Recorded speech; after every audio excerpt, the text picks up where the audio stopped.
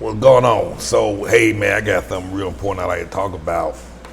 Not a lot of things worry me. Never really been the type that worry, but since being here and just recently over the last couple of months, I'm starting to worry myself.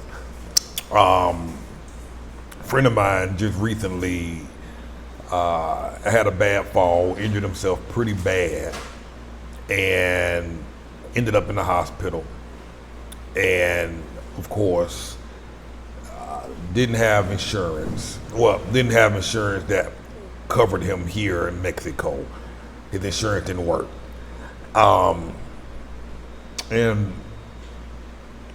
anyhow, ended up in the hospital and ended up having to fork over to like $10,000, like $12,000 to be exact.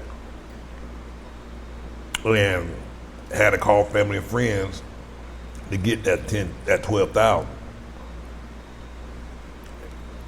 These medical emergencies can come up at any time, and it can catch you off guard, and it can wipe out your savings. It can wipe out the money that you had planned to survive on.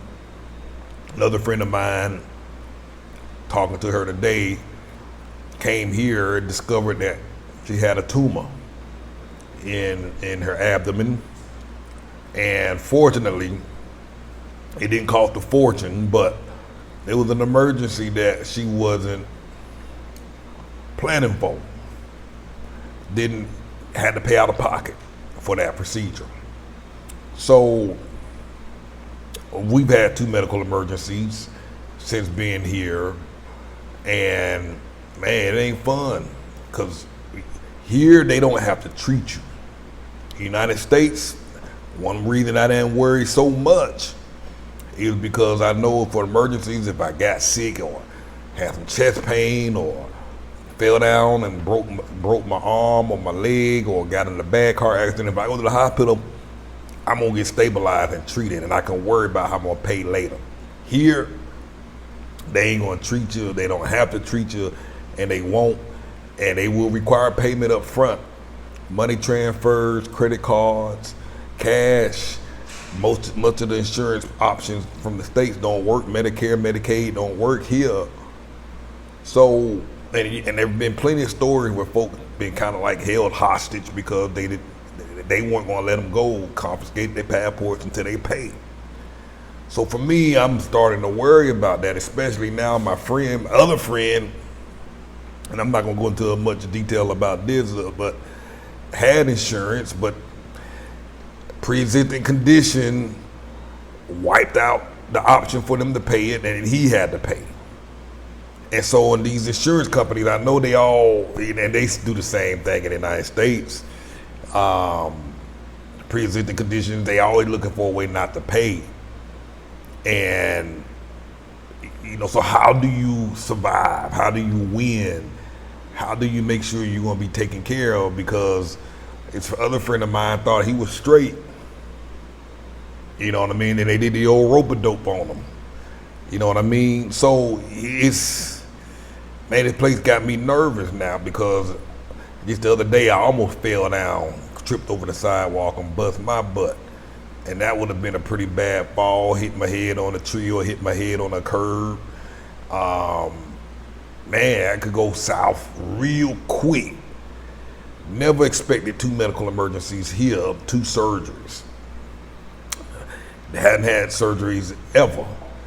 You know what I mean? And so it got me nervous over here, because I looked up some insurance, had some quotes, and check this out. The premium, I think they wanted something like $4,000, $4,000 or $5,000 for the year. That was for the whole family. But the way their insurance is here, there's a deductible per issue. So, and that deductible was come out to about $2,000, like $1,000 US, $1,000 to $1,500 US dollars is what I would have to pay with this insurance per incident. So if I broke my arm, then I have to pay the $1,500 US dollar deductible plus a 10% copay on that. And then if I go out and break my foot tomorrow, my left foot, $1,500 US deductible, then 10% copay, and so on and so on. And then again, a lot of this stuff don't cover pre-existing conditions. So when Haley had that cyst that had wrapped around her ovary and they had to do that emergency surgery, looking at the clauses in that insurance plan, they clearly put any gynecological procedures or issues will not be covered for at least 2 years. In other words, pay all that money and then have to wait a 2-year waiting period before they would even cover that. So if I had that insurance, and even though it was an emergency, because we had no pain, woke up, went to the hospital, and they, he'll need emergency surgery, this thing gonna rupture. They said it was a pre-existing condition because obviously it's been building up to that, the insurance wasn't gonna cover it. So even if I had the insurance, they wasn't gonna cover that. And then you look at the laundry list of things they ain't covering for 2 years. And then there's another list of things they won't cover for a year. There's a 1-year waiting period, a 2-year waiting period, 3-year waiting period on different things. So they got them. So it's almost like, what's the point? Now their selling point is, well, if there's a catastrophic emergency like a car crash or serious emergency, we cover you and you don't got to pay anything. You know what I'm saying? Which I guess is good for that. And you don't have to pay, I don't think you don't have to pay no copay or no deductible in that type of thing, car crash or whatever. But it's crazy. So even if you had insurance, you really ain't even safe. Like my friend thought he was good till he went in and they said he was good and then had to pay. You know what I'm saying? So, and that goes for not just medical insurance from the U.S. or local private healthcare insurance here. That even goes for the insurance that even the residents here get, expat residents, people with temporary and permanent residence. You got pre-existing conditions, a lot of that stuff you ain't covered on squat. They will try and find a reason to deny it. And that's what's scary. And for me, it's not so much the regular day-to-day stuff. For me, it's the emergencies. What about the emergencies? And fortunately, my insurance covered me for my surgery, but that wasn't before I was spending all this money out of pocket before I found out they was going to cover me. They had to admit me. It's crazy. So, but they would have been able to prove that the mass that was in my throat that wrapped around my thyroid gland, they'd been able to prove, that was pre-existing. That wasn't. So even though it was an emergency surgery, if I had local insurance, it wasn't going to cover that. And it's like, what's the point? Paying all this money, these $4,000, $5,000, $6,000 premiums, $1,500 and $2,000 deductibles per incident per person. So if I broke my arm, that's $1,500. If we was in the, and if one of the kids broke their nose, that's $1,500 deductible, and 10% copay. If Kim injured her head, $1,500 deductible. If Haley fell down and busted her kneecap, $1,500 deductible. So this is what got me nervous and sleeping, making my sleep uncomfortable, because I'm like, man, it's to the point where it got me. I've been doing some research, just digging around, just like, okay, what other part of the world have a similar system, similar to the States, where if there's a sudden emergency, no matter what it was, and they need to get treated, can they at least stabilize me, or at least not let me die in the operating room or in the emergency room? And I got 2 kids. I mean, every day I walk down this street, folks be running these stop signs, they be driving crazy. It won't even be your fault if somebody hits you, or you fall on the curb because the sidewalk was jacked up, ain't even your fault. You can't sue nobody up in this camp. Well, I mean, you can, but it's practically impossible to win. You know what I'm saying? And court cases are backed up for years. You know, so I'm on the U.S. Embassy website, the consulate here in Mexico, and I'm just been reading some stuff. And I'm gonna read this to you. Check this out. U.S. Consulate General of Tijuana has received numerous complaints from U.S. citizens regarding St. Luke's Hospital in Cabo San Lucas. U.S. citizens have reported instances of withholding care for payment, failing to provide itemized list of charges, ordering unnecessary procedures, withholding U.S. passports, obstructing medical evacuations, and refusing to discharge patients without payment.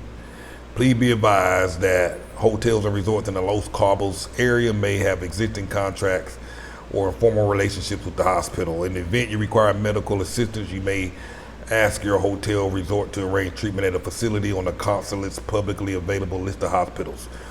And so here's what they suggest you do. Actions to take. This is from the U.S. Embassy and Consulate in Mexico. Beware of your rights under Mexican law. Obtain as much information as possible about local facilities and their medical personnel when considering procedures. Insist upon written estimates in advance of any procedures and request itemized bills. Speak with your health insurance company prior to traveling to determine coverage in Mexico and consider purchasing travel health insurance and the medical evacuation policy prior to departure. Make plans to cover medical expenses up front. Most Mexican facilities require payment by cash, credit cards, or bank transfer before performing procedures and do not accept most U.S. health insurance or Medicaid and Medicare.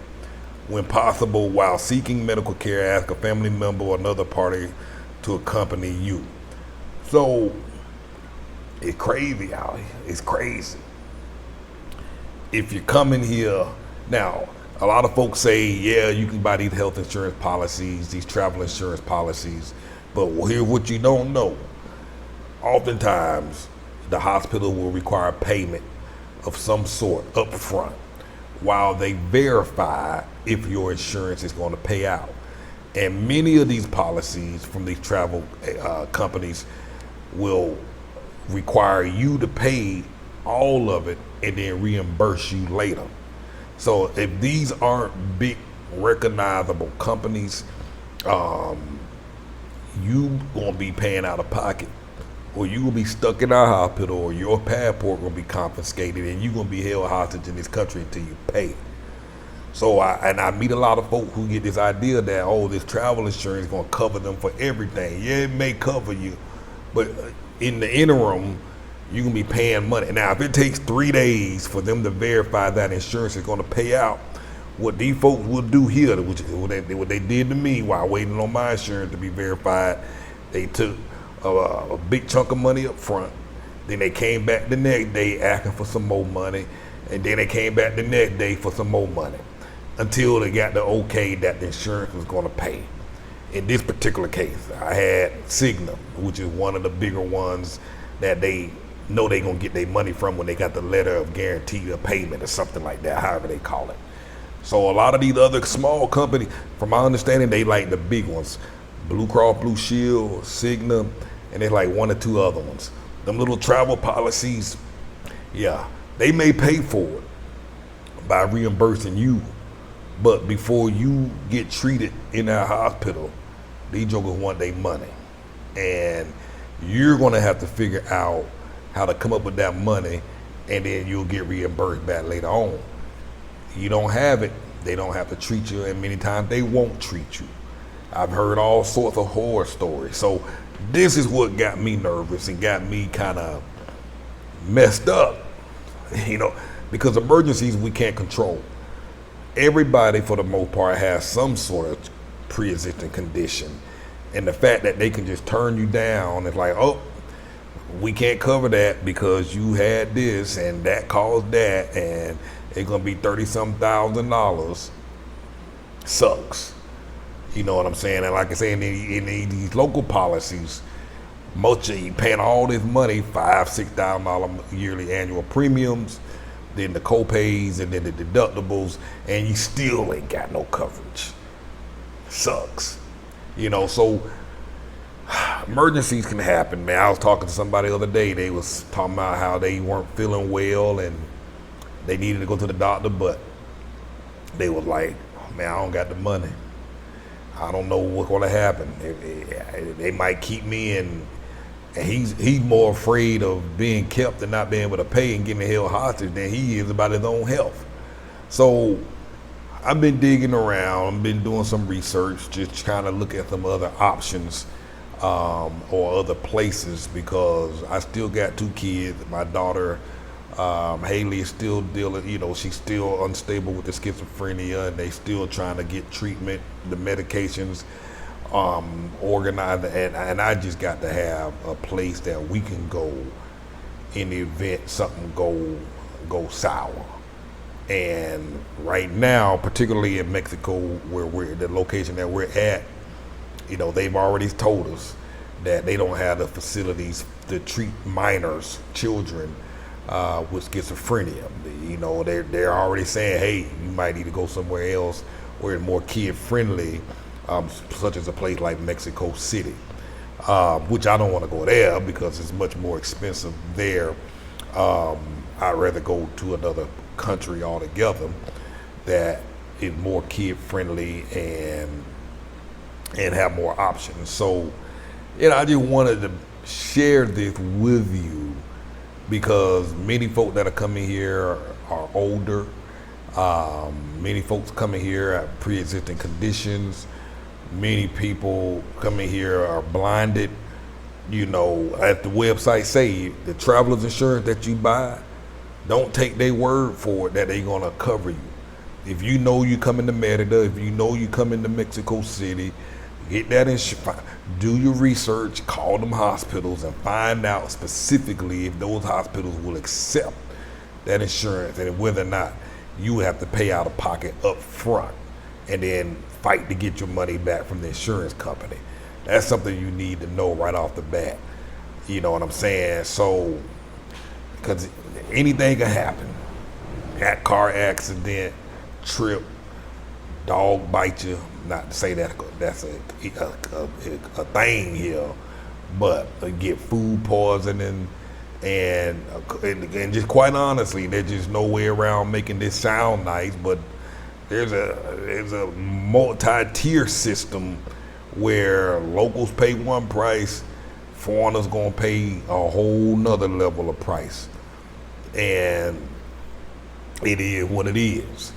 You know what I mean? So while the cost of medical care is very affordable here, it's the emergencies that got me worried, got me messed up.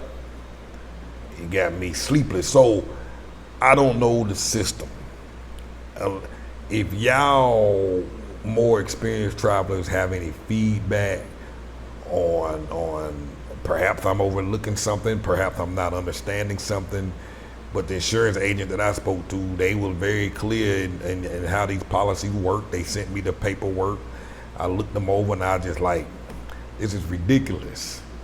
You know what I'm saying? What's the benefit in having this only for catastrophic emergencies? Yeah, that'll help for sure. But I mean, Haley's surgery wasn't going to be covered. Even if I had the local insurance, even if I had a private healthcare insurance, they weren't covering that surgery with that insurance. And it was truly indeed an emergency. So, I don't know. Let me know what you know. I do know that the open enrollment period opens up, I believe, tonight at midnight. So November 1st, depending on when you're watching this video, the health exchange marketplace in the United States opened up. That's the time you can go in and reevaluate your existing insurance and check the terms and verify whether your insurance cover emergencies in international places. Again, look for the big main name insurance companies like the Cignas, the Blue Cross Blue Shield. I know Aetna's one of them here that they accept, but it's not their favorite. They made it clear that Blue Cross Blue Shield, Cigna was their favorite insurance. So make sure you're covered or got a plan that's gonna cover you in the event you are out of the country and you somewhere. So, and I believe the enrollment period ends like December 31st. You have to have a plan, and whatever you choose now will go into effect come January 1st. Y'all hear them dogs in the background. So get that, check that out. Make sure that working for you. So, and this is not a hit against Mexico. Apparently this happens all places all over the world. And the United States ain't that long ago before they passed the law that required these hospitals to treat folks for emergencies and get them stable. They was the same way, you know what I'm saying? So if y'all know of any places or countries where the system is a little more friendlier for emergencies, please share your experiences and those places here, because I'm starting to do a little bit more investigating, a little more. I can say this makes me a little nervous, and I would like to know what you all are doing about your health care options. And I understand, for some folks is, hey, you just got to pay to play, but medical emergencies is like the number one, number two thing in the United States that just wipe people out. These medical emergencies can get up to $30,000, $100,000 overnight. A lady recently just had a heart attack here, and she was put in the hospital, and that bill was not pretty, and she had to pay, hitting up family and friends. It happens more often than you think. So if you're coming down here with a family and some children, the trash man coming, that's why the dogs are barking. Y'all took that trash out? All right, that's why I'm like, why them dogs? 'Cause they don't normally bark. They don't. When that trash truck come, they get the can on. But I forgot what I was saying. Make sure you straight. Make sure you come down here with a plan. Make sure you have a lot more extra money in your bank account for emergencies. And like I say, the downside of that is that money can get wiped out real quick. Especially you have an emergency after emergency after emergency. And even for Haley's treatment, we've been in and out of the hospital regularly. And these medical emergencies and treatment can add up and cost over time. So you all gotta be prepared, because you can get hit by a car and your complete savings is wiped out, especially if it's 2 or 3 of you in the car, and depending on the damage. You just can't predict this stuff.